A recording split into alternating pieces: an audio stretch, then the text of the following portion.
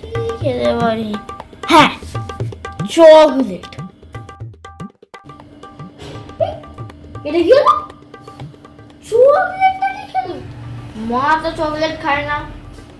হ্যাঁ, নিশ্চয়ই বাবার কাজ। রোজ আমার চকলেট লুকিয়ে লুকিয়ে খায়। ঘরে বসে বাবা কি একটা খায় না, ওটাই আমি চুরি করে খাবো আজকে।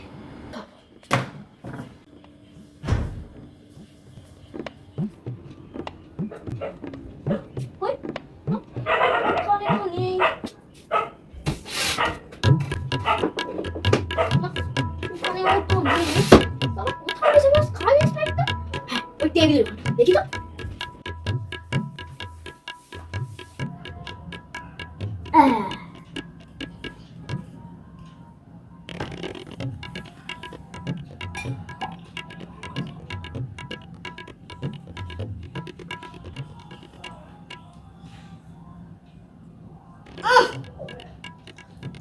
তো। বাবা তো দেখেছি দিব্যি খাই, আমি আর একটু খেয়ে নি। তোরে বাবা,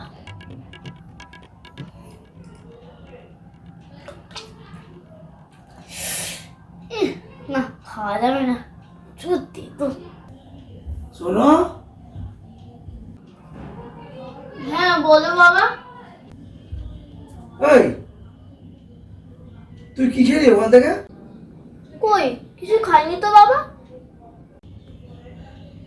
সত্যি করে বল, তুই কি খেলি? বাবা, আমার না পাখির মতো উঠতে ইচ্ছা করছে।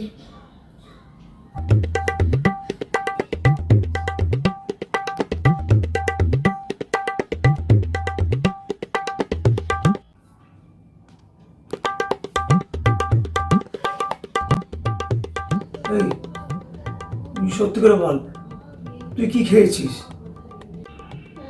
ওই তুমি এটা রোজ চুপি চুপি খাও, ওটাই। সোনু, এই সোনু। এই মেরেছে। এখন আমি কি করি?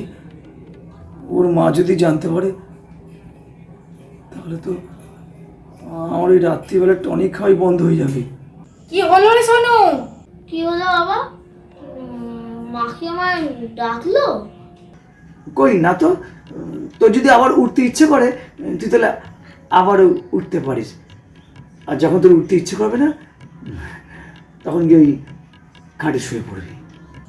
সোনু, এই মেরেছে। বলি শোনো না, ও একটু ওই ব্যায়াম প্র্যাকটিস করছে। ওই কালকে ওই স্কুলে ওই কি ওই হ্যাঁ শরীরচর্চার আছে তো, একটা ক্লাস আছে, ওই জন্য আর কি, বুঝতে পেরেছ? ও এখন ব্যায়াম প্র্যাকটিস করছে। ঠিক আছে, ওর হয়ে গেলে ওকে শুয়ে পড়তে বলবে।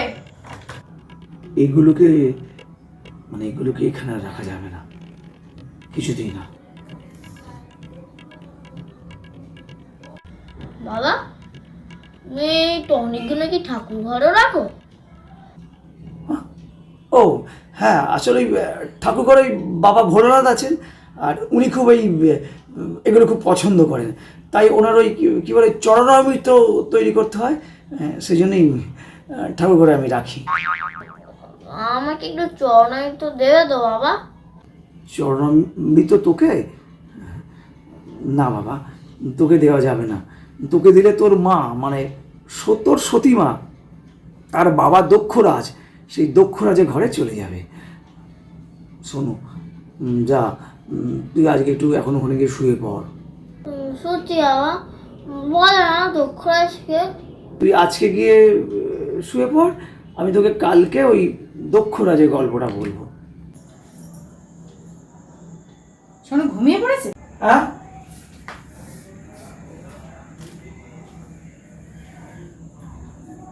হ্যাঁ।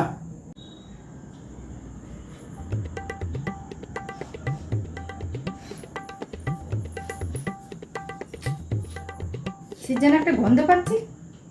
কই, আমি তো কোনো গন্ধ পাচ্ছি না। ওই ছাই পাঁশগুলো নিশ্চয়ই খেয়েছো। একেবারে না। যদি আমি জানতে পারি না, তাহলে তোমার অবস্থা ওই দক্ষরাজের মতো করে দেবো। তোমার মাথাটা কেটে ওখানে ছাগলের মাথা বসিয়ে দেবো।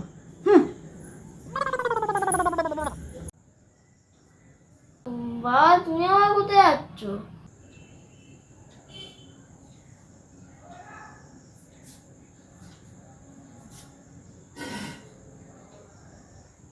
পাতালে